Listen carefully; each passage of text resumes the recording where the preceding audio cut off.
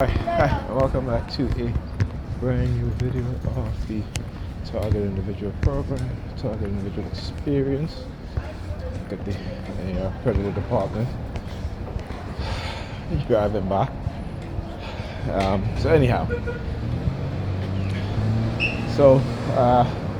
just took my daughter to school on time, and they hijacked her consciousness. I gave her $5 right before we were getting ready to walk out the door because she has a long day of school today. She has school till 4 o'clock, right? And so I just gave her the money, and so I'm putting on my jacket. I turned to her. I said, "You got everything?" I told her, I said, "You got the files I gave you?" She couldn't find it. She didn't know what she did with it. Now, immediately as I asked her that, and she couldn't find it, the New York Predators Department outside, so she just walked by shaking her keys, looking up at my head. Whatever.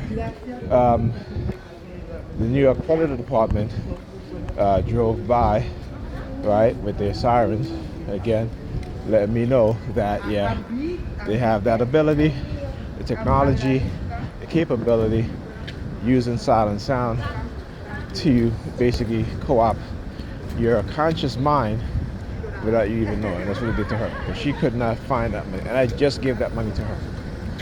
Okay, and I looked. She didn't go anywhere. If she had put it down and it fell down, I would have found it. It would have been right there. But no. This is why, like I said, when I ask her these things sometimes because I'm kind of anticipating that the New York Predator Department will use their sirens to confirm to me that they hijacked her consciousness and made her put her money somewhere where she don't remember where it is. Okay, so again, all morning they've been attacking with the police sirens in what is called a blitz. Usually there's a psychological operation that they engage in the streets. That would be a psychological blitz or a street theater blitz, right? And so they're engaging in that. And usually when they act like this is because, again, whatever they're doing behind the scenes, they feel emboldened. Then they start using the color black. See the crossing guard, right? Do the yawning thing, right? So they use her. As I was coming across the street, she grabs a plastic bag, a clear plastic bag with something that's the color black, again using the color black to engage in this sort of subliminal messaging, right? And you ready to go up there? Look at them at the corner over there. See the lights flashing all the way up there? Yeah. Like I said, they'll show themselves, right? They will certainly show themselves. And they're parked at a really weird angle too. It's like they're on the sidewalk or what have you. But anyhow. But this is what they've been engaging too. Then also, as I was leaving, Pamela came out of her bedroom.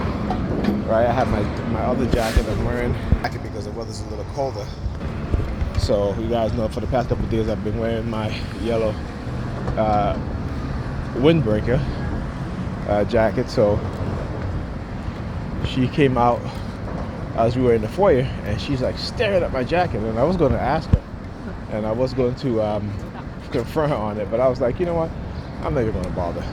Sometimes it's not even worth it because it was already, they tried to make it a hard morning, and I said to her, I said, I know it's a difficult morning. She's like, I'm difficult, but I want you to understand why she's saying I'm difficult. Why? Because again, trying to get my son out of the house for, at a decent time for school, and she's having a conversation. She's engaging in this sort of, again, what you call it? Subconsciously or unaware of the, like how she acts against her children in terms of their schooling. There's no urgency in trying to get them out the house on time. It's like, oh, you guys got to wait for me. Whenever I'm ready, that's when you'll be ready, irregardless of the fact that they got to be to school at a certain time. right? So like I said, I always try to make sure that my son leave the house at least some days he has to go to school for 7 o'clock or 7:05 or 7:10, something like that. 7:10, not 7:10, 7:10. And then at then there are times he got to be to school for 8:10, right? So to try to get him out the house at least the latest quarter to 7 or quarter to 8. That way, he can get the bus. And his school is not that far. Once he gets the bus, it's really a short distance, probably about a 10-15 minutes ride on the bus. And then the bus stop drops him off, at the other end of the block in which the school is at. So all he has to do is just walk that one block, right? And that's it. So, at least if he makes it like exactly on time, or at least 5 minutes late, then that's fine. Unlike when it's her, kids don't get to school, then he end up missing his first class, and he's either just getting to his second class or his second class already started, right? So one of the things that they'll do too is send their pups. I think those in her belly hear him yawning out loud, right? It's like, oh, you're doing this video? Well, yeah. So then why do you want me to stop doing it, right? If me exposing you is not working as you would like me to believe or claim by, whenever you see me pull up my phone now, they want to start yawning, right? It just goes to show you that, they're full of shit, right? Again, it goes to show you this is the reason why they don't want me doing these videos and exposing them. And this is exactly why, again, earlier this morning, the NY Predators Department hacked into my phone and prevented my alarm from going off, right?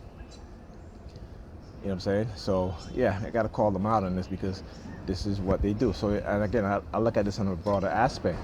If they are hacking into the phones of thousands of particularly black men and black women in our community, if it's particularly with our alarms that we use to wake us up in the morning, you gotta say to yourself, how come my alarm didn't go off today? It went off yesterday. What's going on? Right? Again, because it's purposely being done. Like I said, they have to try to make us, who they say we are. So they always say, well, black people are always late, or what you call black people time, BPT, right? Black people time, it's like, yeah, black people always show up late. Well, there's a reason for that, okay? It isn't because we want to, because, they do things to us that make us work against ourselves, or whatever it is they do and work against us, whether directly or indirectly, okay?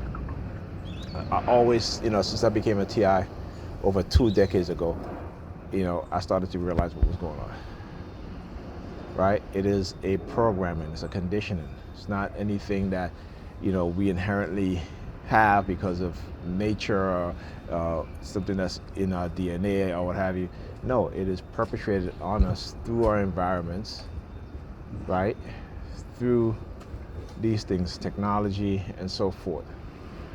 Okay, this is, like I said, I tell people all the time, black people all the time, even white people, Asian people, Hispanic people, do not if you have children under the age of 12 years old, do not give them cell phones. Do not give them cell phones. Okay? And my daughter don't have a cell phone. My son got a cell phone when he was 12 years old. That was when I got him his first phone. But if it was up to his mother, he would have had a phone a lot earlier. And despite all the studies that tells you that, and they've done the research that shows that children under that age should not be having phones, right? Particularly in the black community, and particularly when you see these black mothers, they buy their children phones. Young as 6, 7 years old, their children are in kindergarten, first grade, second grade, with cell phones. Not understanding the danger. And when you tell them about the danger, they don't want to hear you. They don't want to listen. You can't tell me what to. Okay, fine. But you understand you're putting your kids at a disadvantage. You understand that this device will make your kids will become addictive. Not also that, but it will affect their memory. It affect their cognitive ability. Right? But like I said, we don't really love our children like we say we do. Right? We just want to do things that is more convenient for us, as opposed to doing things that's more convenient for our kids, that's more safer for our kids. We just like to, have other people teach our kids, right? And they're not teaching our kids good. So when you only rely on the school system to teach your kids, then, your kids are going to be exactly how your enemies want them to be. They're going to behave, they're going to act, they're going to think how your enemies want them to act, behave, and think. Okay? So, talk to you guys in the next video.